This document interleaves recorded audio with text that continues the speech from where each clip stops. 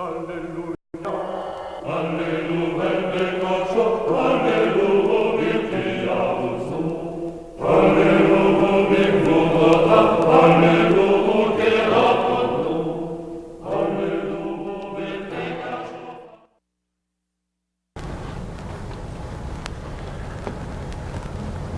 evening, people. I'm Paul the Apostle. Hey, it's great seeing you people here today. I'm in prison, and it doesn't look like I'm in prison, but I'm in what is called house arrest. And I've been in this house arrest for the past 2 years. And so I can come out here. Isn't this a beautiful garden out here? I love the palm trees over here, and the shrubbery, and the warmth of the weather, so I can come out different times. Now, where I live is this house right over here, and the centurion over there is Julius, and he's the one to make sure that I don't run away. And I'm told that I should be getting out of prison in 2 years. And you might wonder, did I do something wrong? Did I kill somebody or rob someplace? Why am I in prison? Because I'm preaching Jesus. And I'm preaching against some of the Jewish people who are unhappy with what I'm doing, and especially the Romans. Now, I hear that the emperor may release us, but the emperor, you just never know about the emperor. Nero is unpredictable, but if he sticks to his word, I'll be gone in maybe a couple days, because 2 years are up. Now, I've been coming out here and talking to crowds like you for the past couple years. I think, are most of you people from Rome? Do you live here in Rome? No? Some of you are Christians? Yes. And probably some Jews are here. It was a group that came up from Naples not too long ago. People usually ask, Paul, could you tell us some things about your travels and some of the experiences you've had?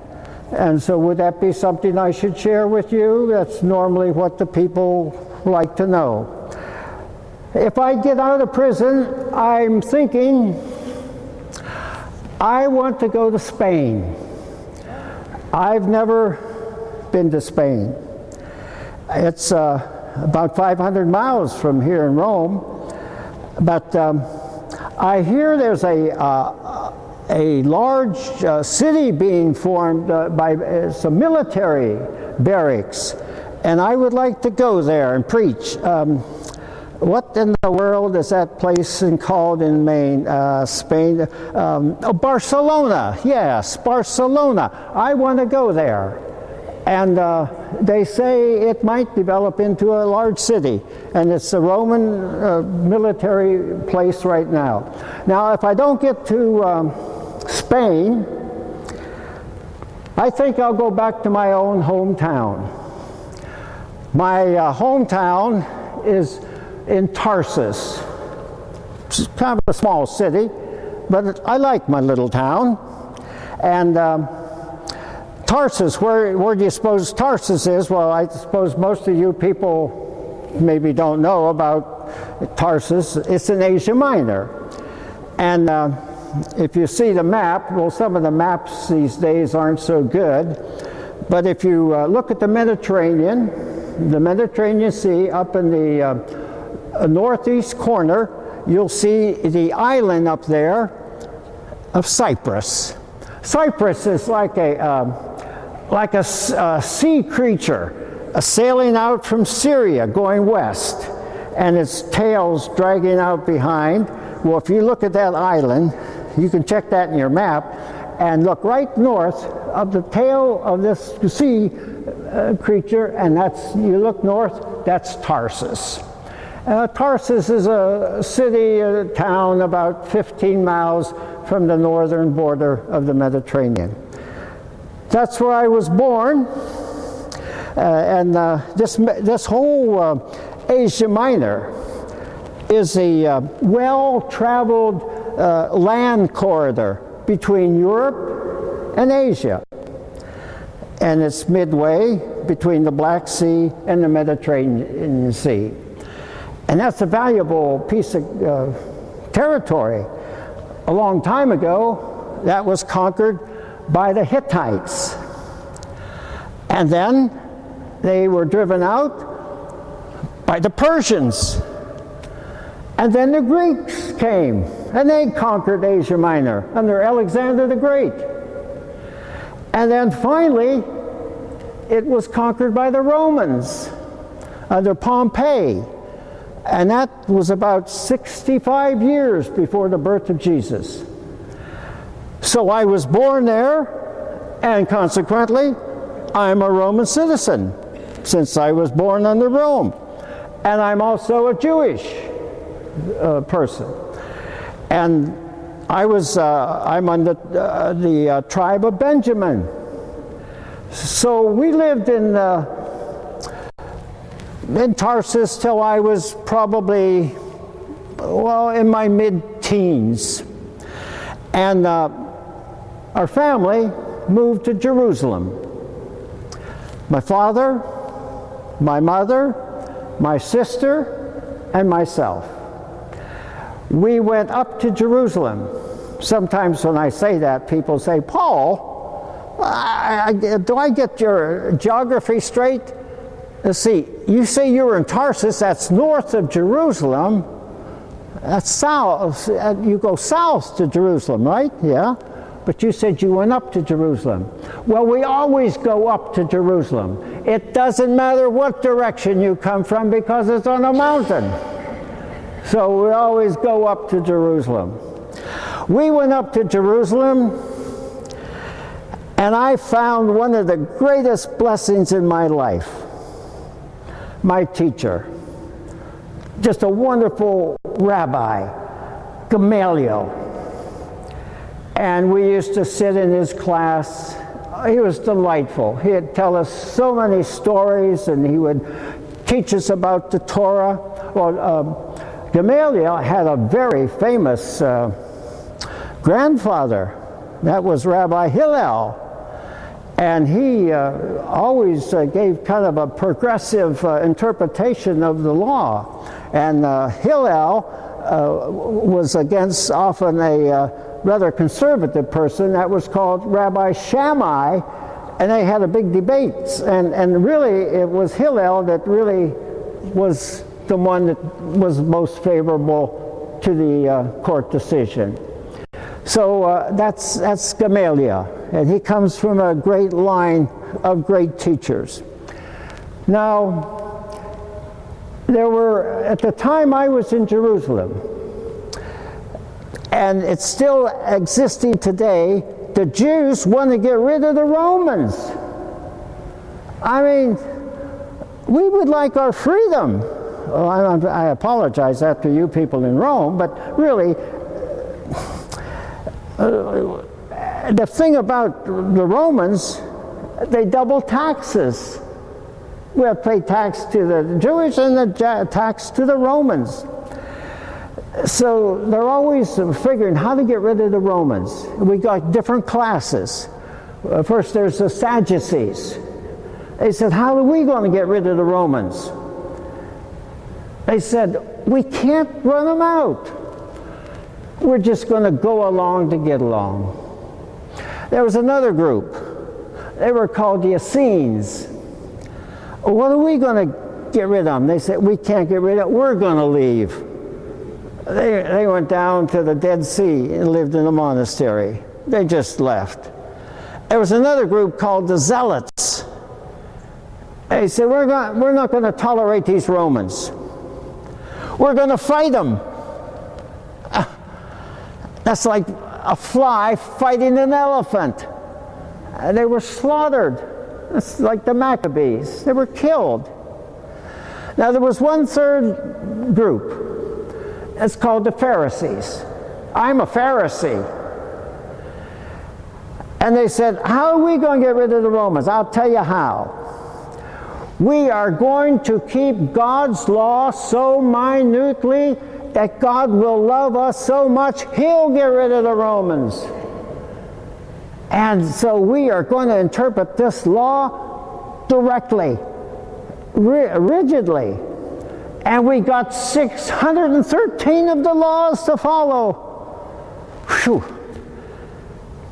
We tried to follow those laws, but Jesus Jesus was a friend of the Pharisees.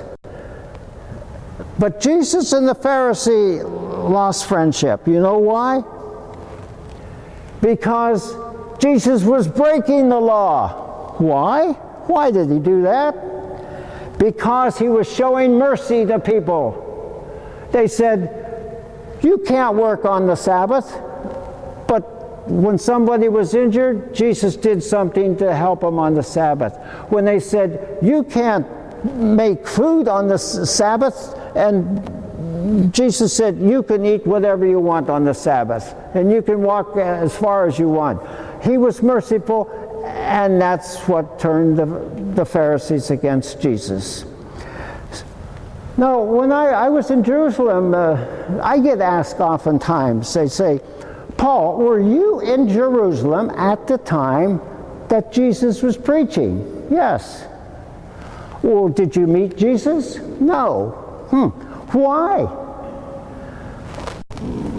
I was in school. I didn't know there was a Jesus. And didn't you hear about this person working miracles? There were a lot of people who said they were working miracles. A lot of people said they had cures. A lot of people had predictions. And we didn't know who was genuine and who was fake. And I never met Jesus. I probably just barely heard about Jesus a little after his death, and it was not uncommon also to have somebody crucified. But I did hear a rumor about somebody rising from the dead, and that's probably the first I heard of Jesus. And then we had these followers of Jesus, and they were called the followers of the new way people. Now, we tried to get rid of these people because we wanted them to keep the law so that the Romans would leave. And there was a famous person by the name of Stephen. Maybe some of you people heard of him. I don't know how much you people here in Rome heard about what was going on in Jerusalem. But this Stephen was a deacon, and he was captured, and he was going to be stoned to death for following the new way. That's gruesome, isn't it? And they put their cloaks down here, and they picked up stones, and he was buried up to his waist, and they threw stones at him. Now, I didn't throw a stone, but I guarded their cloaks so somebody wouldn't steal them.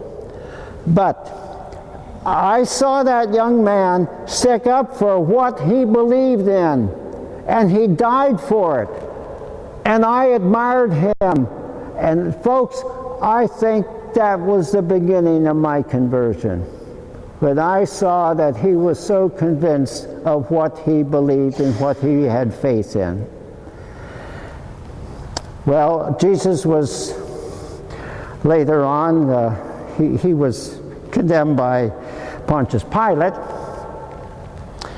and a little bit after that, Pilate was called back to Rome because Pilate had some issues with the Jewish people. And the very time that Pontius Pilate was called back to Rome, see, he was a Roman procurator, taking care of the country in Caesarea. And the Roman emperor died. That was Tiberius, just at the time he was called back. And the new emperor was coming into power, and he was kind of a trip himself. That was Caligula. He was a young person, 25 years old. He was Roman emperor. And he didn't do anything with Pontius Pilate. I think Caligula was only interested in Caligula. And we never heard what happened to Pontius Pilate. But there were some rumors. There was one rumor, he committed suicide, jumped in the Tiber River. There was another rumor, before he did that, he became a member of the New Way. Maybe follower of Jesus. And there's another rumor that even maybe his wife became a follower of Jesus. We don't know. But, you know, you remember Pontius Pilate? Maybe you've heard these stories. His wife told Pontius Pilate, that's an innocent man. And Pilate had a close encounter with Jesus. He went up face to face and said to Jesus, one of the greatest questions ever asked, what is truth? Jesus didn't answer it. In a sense, he answered it. Jesus said, without answering, you're looking at it. You're looking at truth. Eye to eye, face to face. Maybe that's what touched his heart. Well, a new person came to Jerusalem, and that was Marcellus. He was going to be the new procurator of Judea and Caesarea. So I still wanted to wipe out these people who were following the new way. You know, I was going to Damascus, but up in Antioch, they started eventually calling the New Way people by another name. They called them Christ followers or Christians. After a time, they started calling them Christian. Right at first, that was a terrible term. They said, Christus. It was almost like spitting. You're Christus. You're one of those people. It was a slur, but then it became really a good term. I suppose that term Christian maybe will continue on for centuries, possibly. So I was going to up to Damascus from Jerusalem. You know, it's 135 miles. That's a long trip. And some other people were going with us, with me and a group of us. And I was struck by a light on the road, and I was knocked to the ground. And I heard a voice saying, Saul, you know, my first name was Saul. That's my Semitic name. And I said, who are you? And he said, I'm Jesus. And I was enlightened. And I was told to go to Damascus and meet a man called Ananias. And God had told Ananias that I would be coming. And I was blind. They helped me up, and I staggered along. Got to Damascus, and I went in this room, and I waited. Come in. This is Ananias, it said. And I heard a wonderful voice. Brother Saul. Well, that was good news. Brother Saul. Call me brother.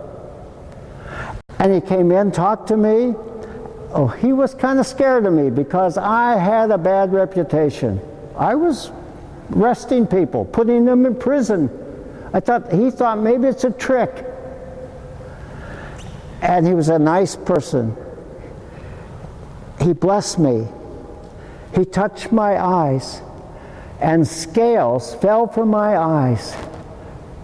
And I saw, and I was also, I hadn't eaten or drank anything for several days. And I got food, I got my strength, and he baptized me. because I told him I believe. I told him the things that I learned by this encounter on the road, and that's why he baptized me. Well, I was in Jerusalem, and I wanted to get out of there. I mean, I wanted to get back to Jerusalem and get out of Damascus, and there was a wall around. And I couldn't get out because the Jews were not going to let me out, because I kind of turned against the Jews in a certain sense. And they helped me over the wall. And I got out of Damascus and went down to Jerusalem to meet the apostles. I met Peter and James and John, and they were also scared of me. I was bad news to them. And I had to convince them I was legitimate. I was genuine. And I recounted the experience, and I said, I would like to preach like you people are preaching. And Peter said, no, we can't afford to do that because your reputation. They were scared of me. And the Jews hated me. And the Romans didn't care about me. What was I to do? I went off to the desert in Arabia. I was going to make a retreat in the desert. I tried to get my head together. What's going on in my life? And I knew from then on, I am going to be one of these New Way people. Maybe they won't let me preach, but I'm still going to be one of these Christians. So I came back to my hometown of Tarsus, and I started a trade of being a tent maker. I thought that would be my livelihood from now on. And one day, as I was making my tents, a man by the name of Barnabas came, and I had met him once before. He said, Saul, you've been sitting on the sideline too long. Come on, you got to get onto the playing field. Come on with me. Let's go to Antioch. That was a strong Christian community up there in Antioch. So I said, fine. We went to Antioch. And the community up there let me do a lot of things. They let me preach. They kind of thought I was pretty good. After a while, they said to Barnabas, why don't you and Saul take a mission trip? Spread the good news. And he asked me, I said, would you like to go? I said, would I like to go? I would love to go. And Barnabas said, let's go then. And my cousin's going with us, John Mark. Oh, that's great, I said. We packed up, and the community gave us support, and we went to Cyprus. I always thought that we went to Cyprus because Paul had a farm in Cyprus. He donated the farm to the Christian people. So we went down to Cyprus, and we went through the whole island preaching. And we came up through the Mediterranean, up to Asia Minor. We went to the town called Perga. And we're ready to go. And John Mark told Barnabas, I've had enough of this already. I quit. I'm going home. I said, why are you leaving? Well, I want to go back home. I didn't like that. I said, you should stay, but Barnabas said, if you want to go, you should go. So Barnabas and I went on together. We traveled through Asia Minor. We went up to a town of Lystra. I was preaching one day in Lystra, and people came out like this, and every day for about 3 or 4 days, there was a man sitting in the front seat who had never walked a step in his life. And I watched him, and I saw he had the grace to be converted. And one day, I walked past him like this, and I stopped in front of him, and I said, "Stand up!" And it scared him, and he jumped back. He actually stood up, and he stumbled around, and that's the first he ever walked in his life. And the people went crazy there at Lystra. They said, "Gods have come among us." And they called Zeus the chief god. And they called me Hermes, that's the god's, his messenger. They tried to worship us. And we kept saying, "We are not gods. We are just the messengers of God." And we was going to go through the town again, and that kind of turned against us again, and they said we're fake, and they got angry at us, and they stoned me. They hit me right in the head, and I was knocked out. And they took me by the feet, and they dragged me through the dust out to the end of the city limits and dropped me off. My friends came around me, and Barnabas, finally I came to and got up, and they said, "Let's get out of here." I said, "No, we're going back in." And I went back in town, and I said to the official, "Is it legal to stone a Roman citizen with no trial?" And he said, "Are you a Roman citizen?" I said, "I am." "Oh, we apologize terribly, we apologize." And I told them, I will turn you in and you will be punished. And I just hung that over their head, and they could not have been nicer to me. And we went on to Perga. Then we came back to Lystra. And then we went back and down to Jerusalem. That was our first journey, our first trip that we made. And down at Jerusalem, we met with the apostles. And we said to Peter and James and John, "You want us first to tell the Gentiles you have to be Jewish, follow the Jewish laws before you can become the new way Christians." And the Gentiles didn't like that. They didn't understand this, Jewish rituals and so forth. We told them you'd have to be circumcised. And there was a loud chorus of ouch when that was announced. And we said, we don't think we should have to put that through the Gentiles. And so they decided, if you're a Gentile, you want to become a Christian, you don't have to be a Jew first. You don't have to be circumcised. You don't have to follow all the rituals and all the dietary rules. Just a few simple rules. And that was a great news for us, because then we could preach to the Gentiles with much liberty. And there was a man in Jerusalem by the name of Silas. And he went with Barnabas and I up to Antioch to announce to the people this would be the new program for the Gentiles. So we were getting ready for another trip. Peter came up one day, and he was sitting there at Antioch talking to some Gentiles. I was real happy, was greeting the Gentiles.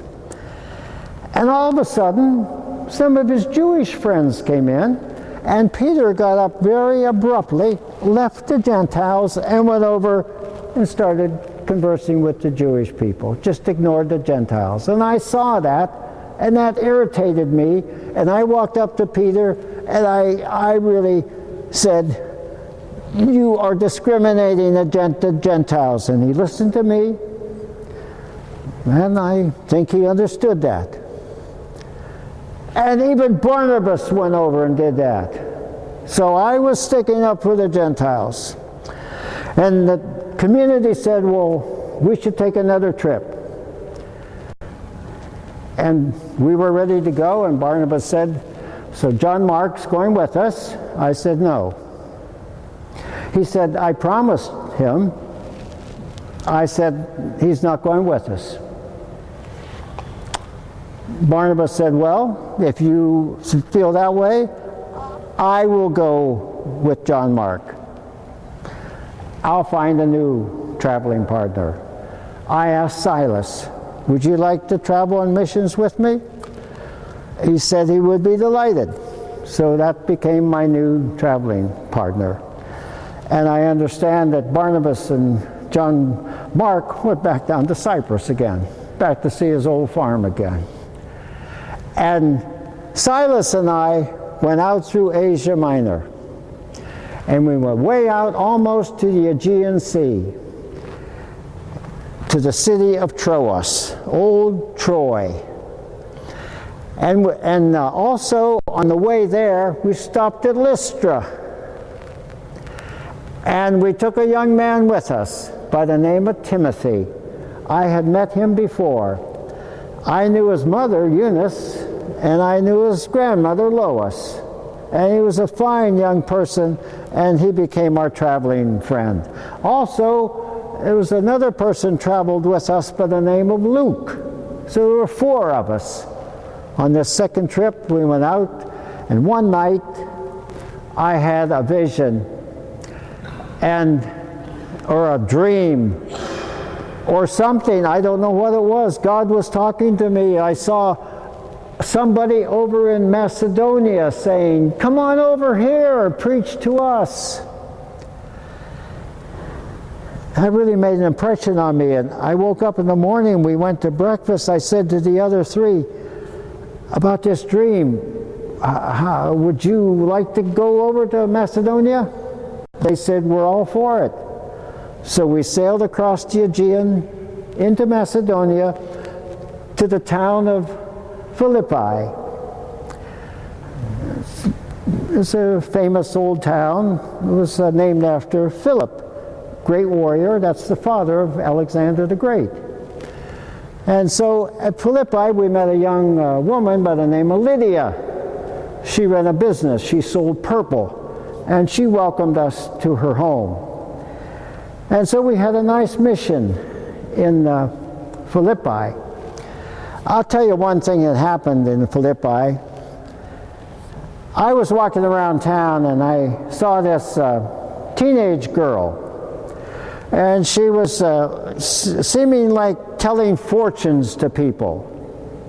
But I always noticed behind her, going back, he stayed back. There was some guy back there. He was sort of using her to predict fortunes and making money off her. And one day I said to her, evil spirit, come out of you. Leave her. And from then on, she didn't have the ability to tell fortunes to people. And the owners got terribly mad, started hate against us. They got a riot started against us, disturbing the peace. They beat us with rods, threw us in jail, and the jailer bound our feet in the inner part so that we wouldn't get away. And this was a strange thing. During the night, there was something like an earthquake. It shook the place, and the doors fell open. And the jailer woke up, and he said, oh, what's happening? What's happened? They escaped. And he thought we were leaving, and he took a sword. He was going to kill himself because he would be put in prison if the jailer let us escape. I shouted, we're all here. We haven't escaped. And the jailer came running. It's thank you for not leaving. He took us took a shackles off us, and his home was right beside the jail. This was about beyond midnight. He took us in his home, gave us food. He had touched some medicine on our wounds. His whole family came down.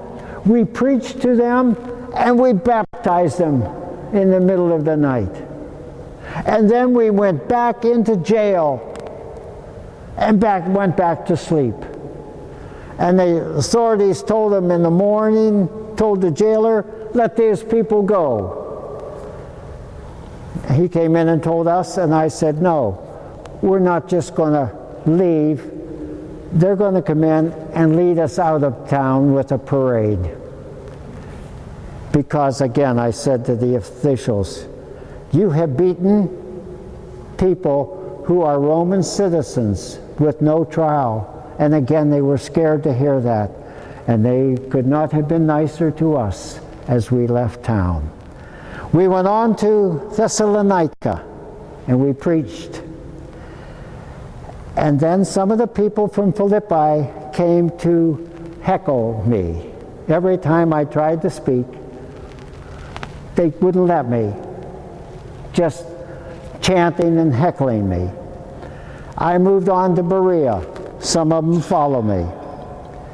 I told Timothy and Silas, I'm a lightning rod for this type of people.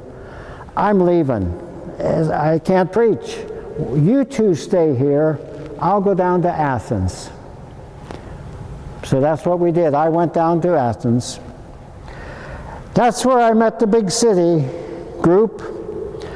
And they said to me, why don't you come in and preach at the Areopagus?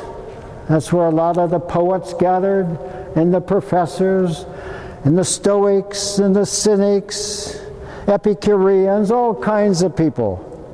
And so I went in and preached, because I had seen walking around town a monument there to the unknown God. I said, I'm going to tell you about the God that I know. And so I started preaching, but I tried to be too fancy. You know, I tried to be too scholarly, and I tried to talk about the philosophies of the Greeks and some of the things. I should have been preaching Christ crucified. That didn't make much impression on the people. They said, you bring strange words to our ears. We'll have to hear more of this.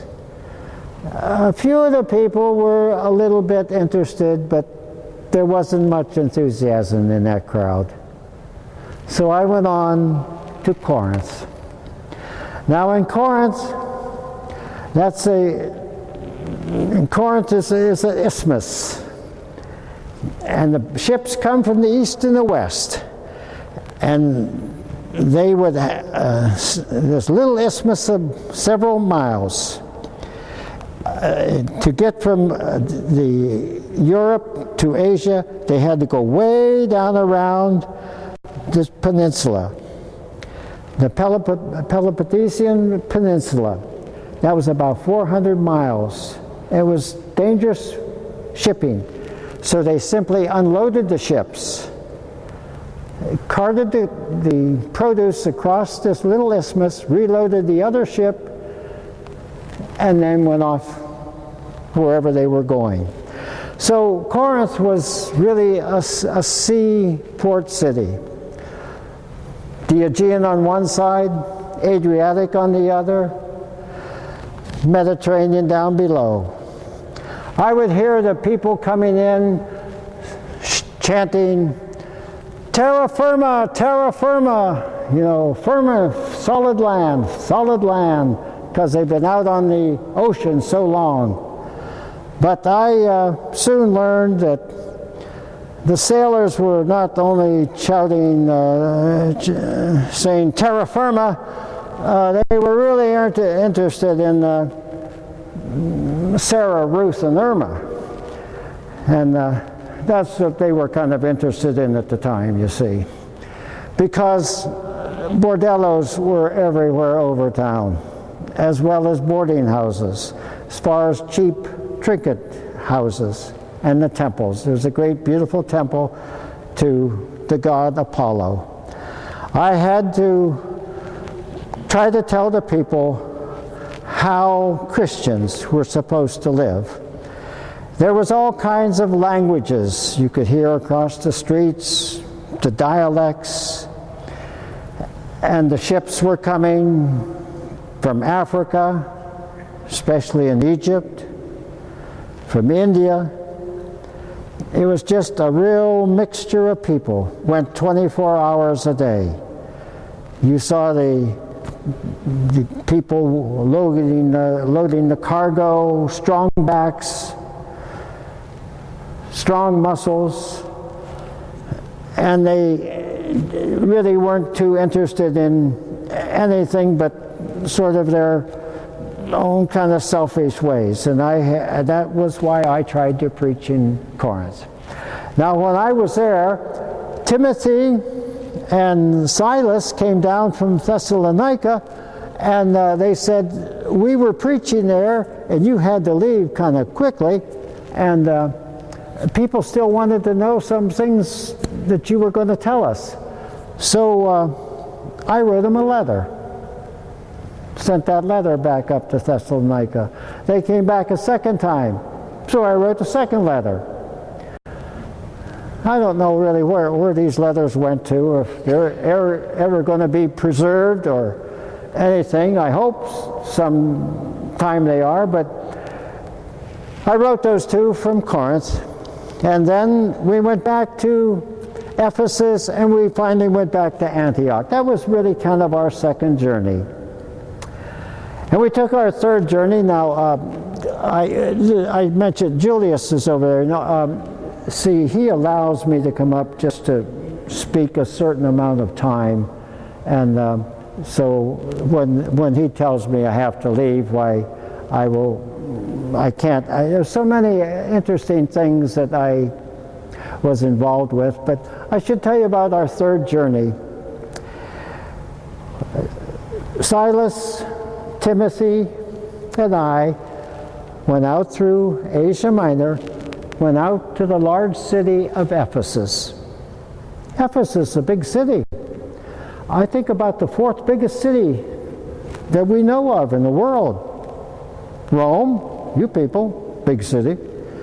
Alexandria, and Antioch, and Ephesus. It was about 250,000 people lived in Ephesus. I preached in a synagogue there, and eventually they threw me out. I was preaching Gentile stuff, and they got tired of it.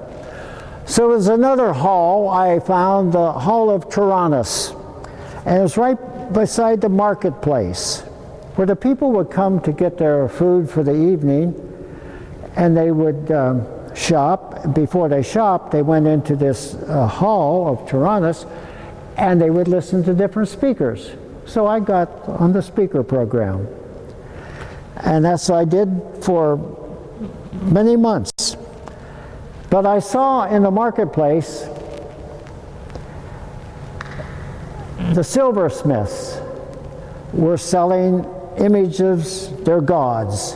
They weren't just images, but they said these were really gods they were worshiping. And I saw that up close at hand. I started speaking out against the silversmiths. And they got angry at me again. They started a union to get me kicked out of town. One of the chief, Demetrius, chief silversmith, he was really telling us to leave and making life difficult for us. So I said to Timothy and Silas, we've been here almost 2.5 years. I think we should prepare to leave. Now, while I was in Ephesus on that third journey, I did write one letter to the Galatians. People came to Galatia and they said, Paul doesn't know anything. He's mixed up. You should observe the Jewish rules. And I heard that. And I started the letter off. You know what I wrote? I said, "You stupid Galatians." I put that right in the letter. And I said, "Has someone bewitched you?"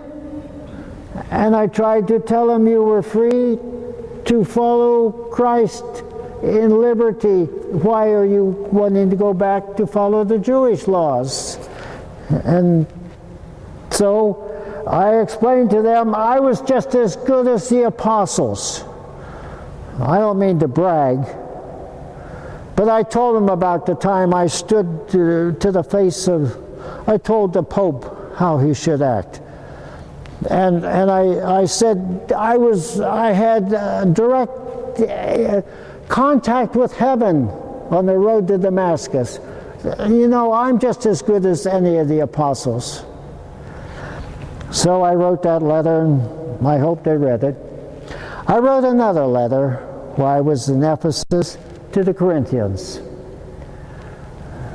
It's the first letter I wrote to the Corinthians, and I put a passage in there about love. I wrote to them, love is kind, love is gentle, love doesn't put on airs, love is not jealous. I wanted to have them get a feeling for love, not just sensual love. And we packed up and we went to Philippi. Up in Philippi, I wrote another letter to the Corinthians. In that letter, I told them, you people have problems, I got problems also. And I wrote to them about a thorn in the flesh. And people have asked, what's that thorn in the flesh stuff? I never explained it any more than that. I just let them try to figure out what it was. And I just left it at that. So I then finally went down to Corinth. When I was in Corinth, then the second time, I wrote another letter to you people. A letter to the Romans. That's my longest letter I wrote. And I didn't know how I was going to get my letter to the Romans.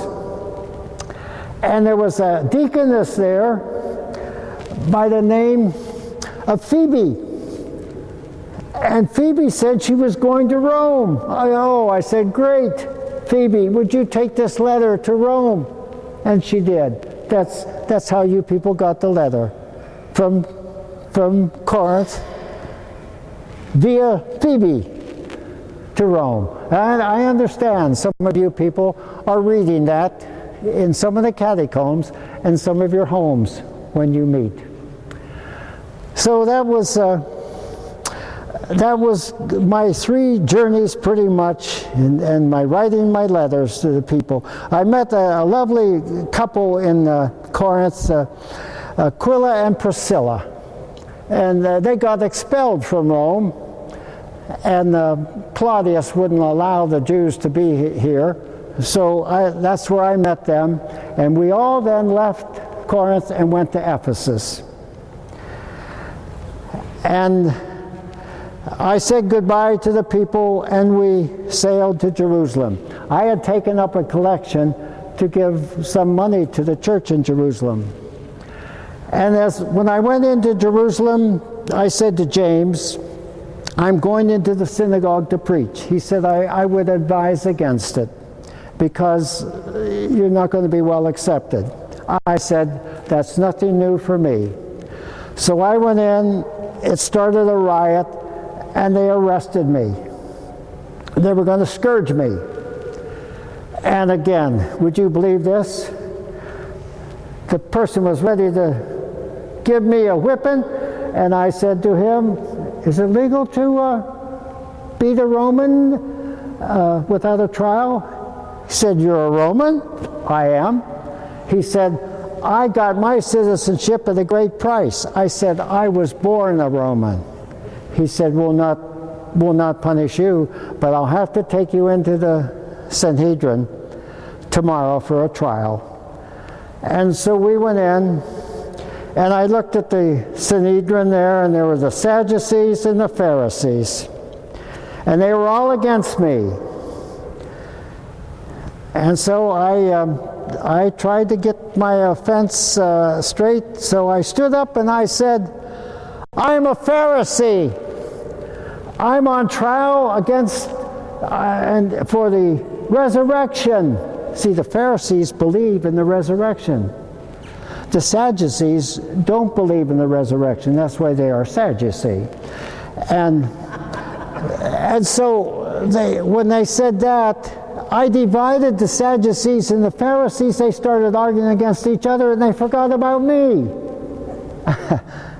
And they took me out, and I said to the centurion, I want to go to Rome to be tried, not by the Jews in Jerusalem. And they said they would take me down to Caesarea. That night, my nephew came, my sister's boy. He said, Uncle Paul, he lived in Jerusalem. I was down in the city, and I hear there's a plot against you. 40 men have vowed not to eat or drink until they kill you. And they heard that they were going to take you from Jerusalem to Caesarea with maybe a centurion or two tomorrow, and they were going to attack and kill you. And I told my nephew, please tell that to the centurion. And he went in and talked to him, and he said to my nephew, son, I'll handle it. You go home, don't let somebody follow you that you were here, but we'll take care of your uncle. So the next day, when we went to Caesarea, you know how we went? 200 military people, 200 people having spears, 70 cavalry, and I was seated on a lovely horse. And we never saw a peep from these 40 people who were going to kill me. That's how I got to Caesarea, in style. Now I got down to Caesarea, and there was a Roman procurator there by the name of Antonius Felix. And he was going to send me to Rome. But he kept me in prison for 2 years because he wanted a bribe, and I didn't bribe him. A new person came by the name of Porcius Festus. And I said to him after 2 years, I want to go to Rome to be tried. And when he came in town, the king Herod Agrippa II came down to meet him. And he said to Agrippa II, I'd like for you to meet this prisoner here. And I went in and I started preaching to them. And Festus said, Paul, you're mad. I said, I'm not mad. I said to King Agrippa, you know the scriptures. You know what I'm saying. And I started preaching again. And after a couple of minutes, King Agrippa shouted, shut up! And there was a pause there, and he sent to me one of the best compliments I ever got when he said, shut up! He said, if you keep preaching, you're going to convert me. And I said to Porcius Festus, he said, you want to go to Rome you shall go. And so that's how I got here. They put me on a ship. 276 people came. In November, it was not a good time to sail, but we started for Rome. And we went up around Cyprus, we went past Crete. I told the captain, I think we should stop at Crete. He said, I think you should shut up and be quiet because you're a prisoner, I'm the captain. And he kept going, and we were headed for Malta. And we nearly all were killed and drowned. We had to pitch over corn and wheat and lumber, all kinds of supplies, and we limped into Malta practically dead. That's where we spent the winter. One day I was fixing a fire because I had to be a servant on the island, And out of that fire, there came a viper. And that viper just clamped on my hand like that. A viper will kill you in a matter of seconds. Two sailors were sitting there, and one said to the other, "That must be an evil person. He survived the sea to die by a viper." I shook that viper into the fire, and it just vaporized that viper. And nothing ever happened. I didn't fall over dead. And from then on, they thought I was some type of a super being. And so we got through the winter, we came up through Sicily, we came to Rome, and so I've been here for 2 years. That's kind of my adventure, you know. I have traveled in my lifetime preaching Jesus about 10,000 miles. And like I say, I would like to go to Spain. If I get to Spain, maybe where I'll go from here. Well, Julius, okay, I have to leave because I'm only allowed. I am under arrest, of course. I have to leave, but during my time in prison, I have written 3 more letters. I wrote a letter to Philemon, a friend of mine. I wrote a letter to the people in Ephesus, and I wrote a letter to the Philippians, and I wrote the 4th one to the Colossians, and those are my prison letters that I wrote. And I'm thinking I should write I should write a letter to Timothy sometime too. He was just a good person. He's a bishop in Ephesus now. And there's another young bishop, but he's down at Crete, Titus, and I should write him a letter. Maybe I should. I bet I didn't get around to writing those, but I intend to do that. So I just wish you people well here. I know sometimes it's hard to practice your faith, those of you, but I would encourage you to read what I wrote in the letter that you have been reading different times. I put in there kind of in the middle of the letter, let your love be sincere. Hate what is evil. Hold on to what is good. Love one another with mutual affection. Anticipate one another in showing honor. Bless those who persecute you. Bless and do not persecute them. As far as possible, as far as you are concerned, live at peace with all. So I give you my blessing to you, and I wish you well, and thanks for coming to visit me, because I like to see new people, and it's been a joy talking to you, and God be with you, and good luck and blessings in your life. Alleluia, alleluia, alleluia.